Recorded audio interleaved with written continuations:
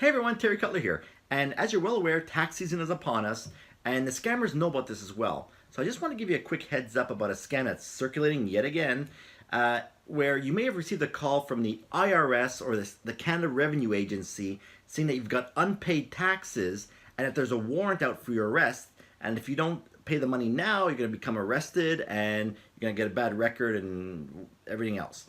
So I need you to be aware that these are actual frauds and that the real Canada Revenue Agency or the IRS is never going to call you up, right? They're going to send you things in the mail.